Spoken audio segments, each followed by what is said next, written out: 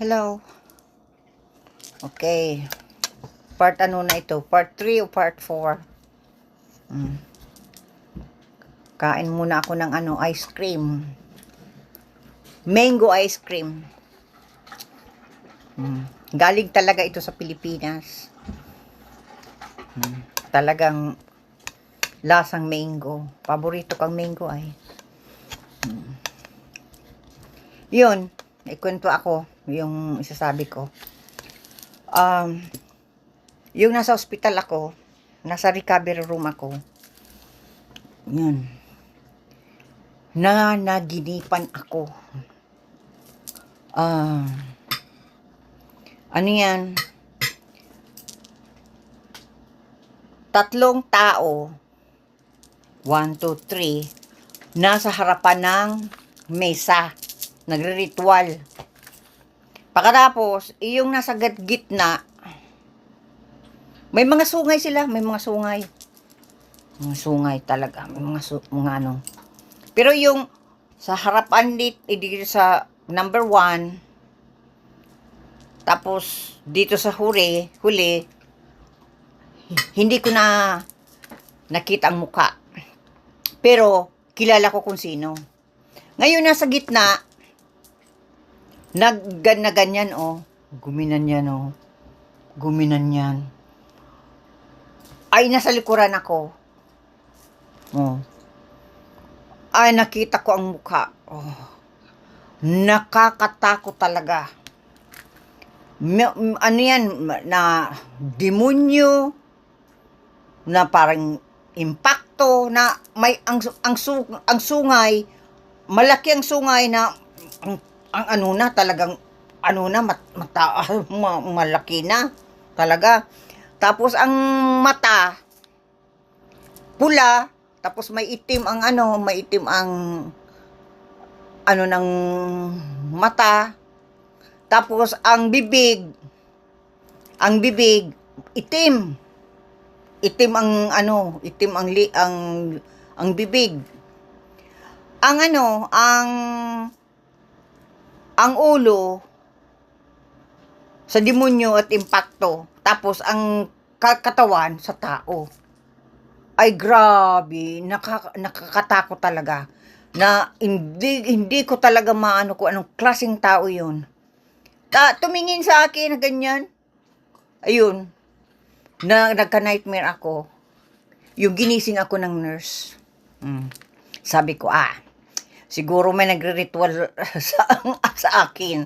Magre-ritual na na yan, kung ano-ano mga ginagawa laban sa akin na ritual. Yun, ay grabe, ay grabe yung hinanap ko talaga sa Facebook kung may nakita akong mukhang hindi ko talaga makalimutan ang mukha. Grabe.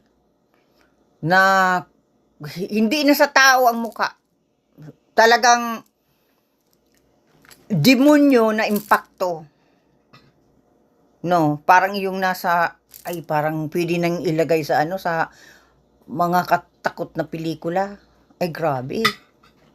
Hindi ko akalain na gayon ang itsura. Nag-ritual, nasa almisan ganyan ritual. May mga demonyo, ay may mga sungay. Pero yung dalawa nasa side digdi sa dyan, hindi nagpakita sa akin, pero yun lang nasa gitna. Nakita ko talaga, nakita ko ang itsura. Kung ibig sabihin, kung anong itsura doon na iyan, kadyan, pareho. At may mga sungay talaga. Grabe. Hindi ko talaga yun makalimut-limutan na panaginip na yun. Ay grabe. Nakita ko talaga. Nasa likuran ako na kinitingnan ko anong ginagawa, anong tatlo. Yung sa gitna, ganyan ay grabe. Wow. Makaano talaga. Kasi pag nagagawa talaga itong sa demonyo, magkakaano na talaga, magiging sa demonyo na talaga. Yan. Kaya dapat talaga huwag makalimot sa Panginoon na Jesucristo at gumawa ng makadiyos talaga. Para, ano yan, dahil kung gumagawa ka ng mga kasamaan, ay talagang mas lalong malululong sa mga kadimunyuhan. Totoo yan. Tama yung sabi ni Father Joel. Father Joel, ano yan sa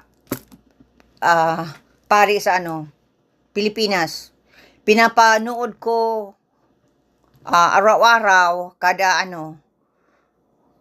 umaga si Father Joel. Hanapin nyo kung gusto nyong yan, at maganda yung mga niya, ang mga payo niya, ang mga humili niya, ang mga niya tungkol sa Panginoon na Jesucristo. Yan, gugustuhan ko talaga, pili talaga ako, siya lang na nagustuhan ko talaga. Ang iba kasi misa na lang, misa lang at walang humili, walang hindi nagpapayo o ano yan. Yan, naano ko talaga. Palagi ko yan talagang pinapakinggan. For example, nasa ospital ako, kung napunta ako sa ospital, o pagdating ko, pinapanood ko. Yan. Yan ang aking ginawa talaga. Noon may kwento talaga ako. Noong panahon, nung nasa Pilipinas pa ako, makadiyos talaga ako. Palagi akong nagsisimba. Makadiyos talaga ako noon. Nagdating ako dito sa Canada. Dahil grabe ang mga nangyari sa buhay ko, yung mga abuse sa akin, mga kahalaya na ginawa sa akin. Parang nakalimutan ko na ang Panginoon ng Jesucristo. Parang hindi ko na alam kung sino ako. Parang hindi ko na alam kung sino ako, kung ano. Wala talagang hindi ko alam kung ano ang ginagawa ko. Para akong nasa panaginip, para ako nasa trance o ano. Yan, pero itong nagkasakit ako.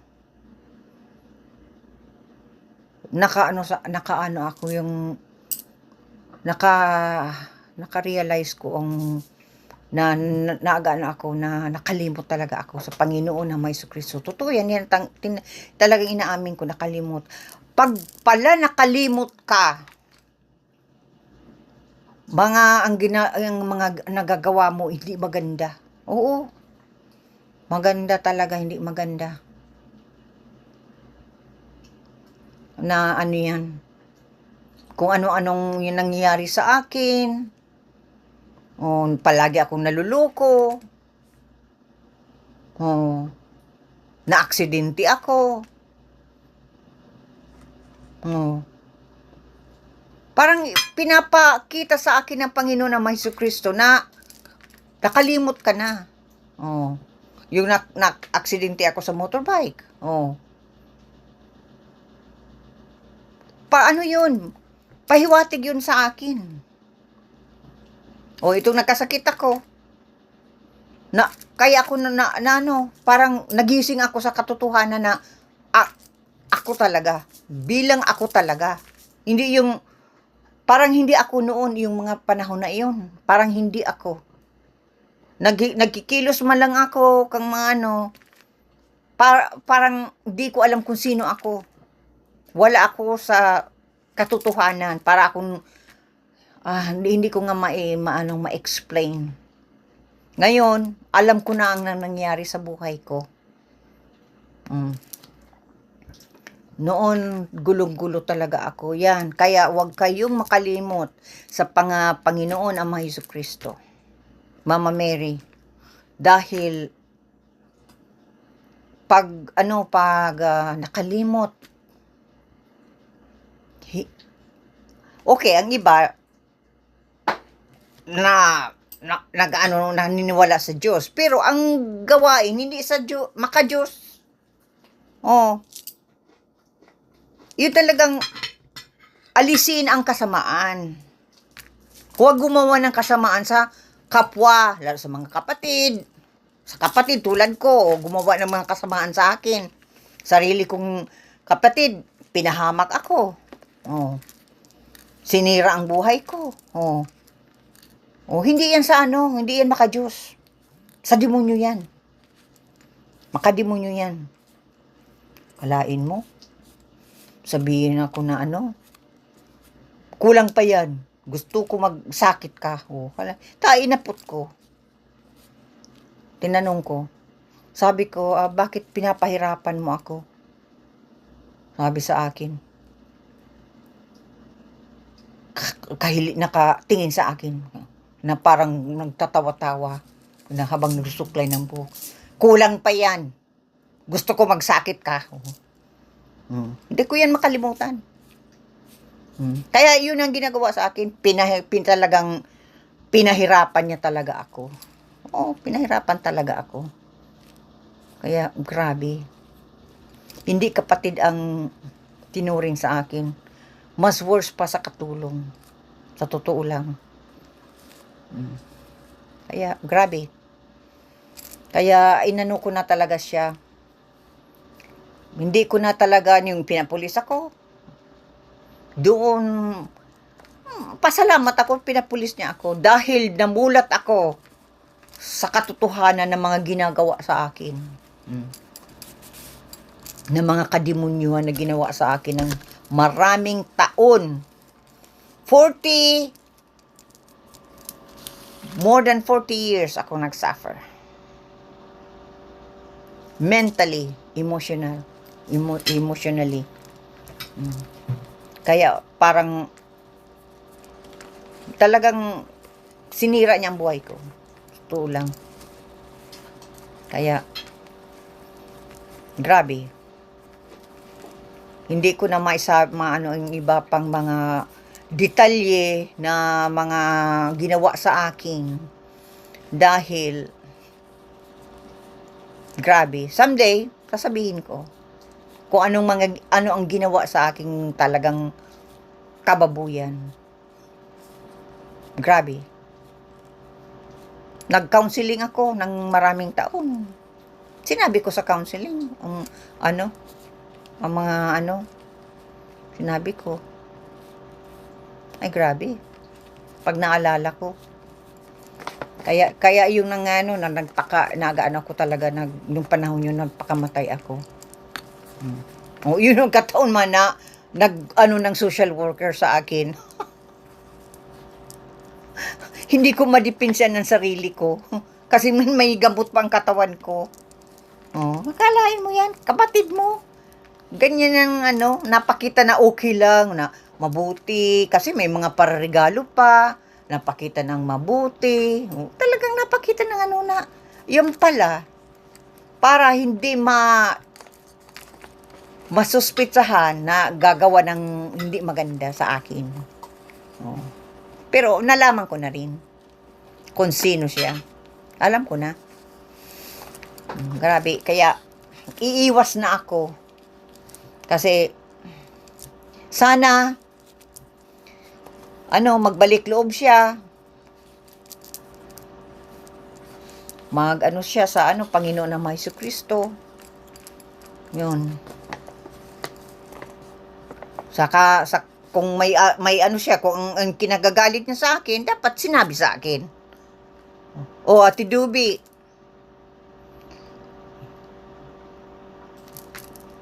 may galit ako sa iyo. Para alam ko. Para yung hindi ako mag-guess kung anong ginawa ko. Sabihin sa akin. Sabihin kung ano ang kinakagalit sa akin.